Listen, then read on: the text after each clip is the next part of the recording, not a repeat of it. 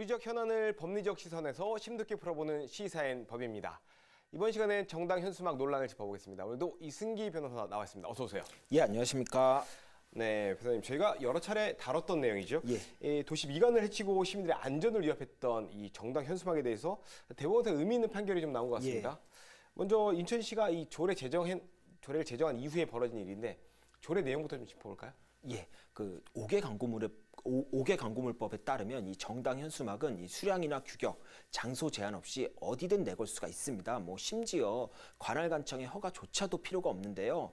한마디로 정당이 이 현수막 프리패스라는 특권을 가졌다라고 볼 수 있습니다. 그런데 이런 이 고삐 불린 정당 현수막에 인천시가 전국 최초로 제한을 가한 겁니다. 지난 6월 전국 최초로 5개 강구물 조례를 제정을 했는데요. 그 내용을 보면 정당 현수막이라 할지라도 이 지정된 게시대에만 걸 수 있고 또 그 개수도 국회의원 선거구별로 4개까지로 제한을 한 겁니다. 그리고 정책 홍보가 아닌 혐오나 비방 내용은 아예 담지 못하게 했고요.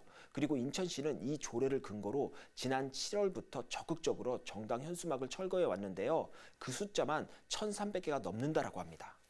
네, 인천시가 이런 조례를 만들자 정부가 반발을 했습니다. 논란의 핵심은 상위법 위반 여부입니다. 이 조례가 상위법인 5개 광고물법에 위반되는 거 아니냐 이런 지적인데 이와 관련해서 최근에 대법원이 이제 어떤 판결을 내렸는데 인천시가 유리한 판결을 받은 것 같습니다. 예, 그렇습니다. 일단 상위법인 5개 광고물법에서는 정당 현수막은 제한 없이 마음대로 내걸 수 있게 했는데 이걸 조례로 제한한 거니까 당연히 이 조례가 상위법 위반 아니냐라는 문제 제기가 나온 겁니다. 이에 대해 행안부에서 인천시의 조례안 의결이 무효라는 내용의 본안 소송을 제기하면서 또 그와 별도로 이 조례의 효력을 본안 판결 시까지 정지해달라는 집행정지 신청을 한 겁니다. 그런데 이번에 나온 결정은 바로 이 집행정지 신청에 대한 건데 대법원이 지난 10일 기각결정, 즉 조례의 효력을 그대로 유지해라, 본안 판결 시까지 유지하라라는 그런 결정을 내렸습니다. 결국 이로써 인천시는 이 본안 소송 결과가 나오기 전까지 해당 조례에 따라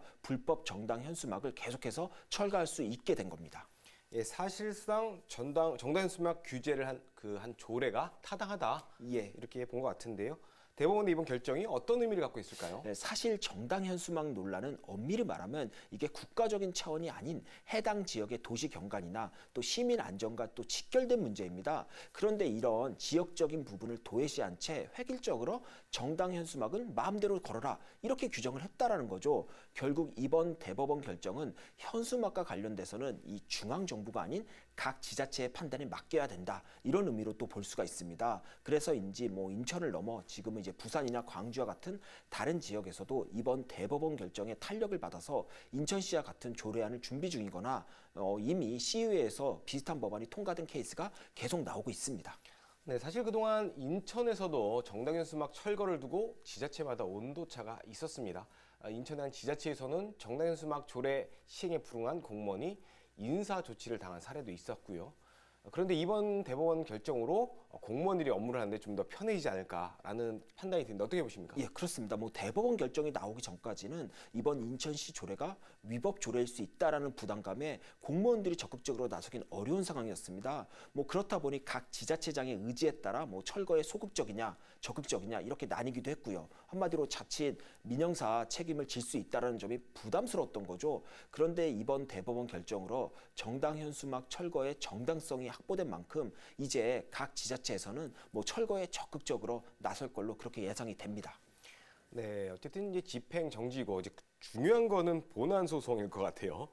이게 지금 인천시 조례가 상위법에 위반되는지 본안 재판부에 이제 판단이 남아 있는데 이 부분은 어떻게 될 거라고 보십니까? 사실 저는 본안 소송에서는 이 조례가 좀 위법하다는 쪽으로 나오지 않을까 예상을 합니다. 일단 상위법 위반인 건 분명하니까요. 그런데 그 부분도 이제 큰 의미가 없다라고 보는 게 본안 소송은 기본적으로 장시간 시간이 소요됩니다. 장기간. 그런데 내년 4월이면 총선입니다. 지금 국회가 정당 현수막 제한에 대해 공감대를 갖고 있고 또 5개 광고물법 개정 논의도 지금 활발합니다. 총선을 앞두고 결국 이제 총선을 앞두고 법안이 개정될 가능성이 높다라는 거죠. 그 말은 본안 소송 결과가 나오기 전에 법안이 개정되고 그렇게 되면 지금 인천시 조례를 둔 행안부와 인천시의 갈등 그리고 본안 소송이 어떻게 될지 이런 문제 역시도 손쉽게 정리가 되지 않을까 법안 개정으로 그렇게 예상을 하고 있습니다. 네. 인천발 정당현수막 규제가 전국적으로 확산되고 있는 상황인데요. 정당현수막이 더 이상 시민들에게 불편을 주지 않도록 국회가 먼저 나서야 되지 않을까 싶습니다. 오늘 말씀 여기까지 듣겠습니다. 감사합니다. 예, 감사합니다.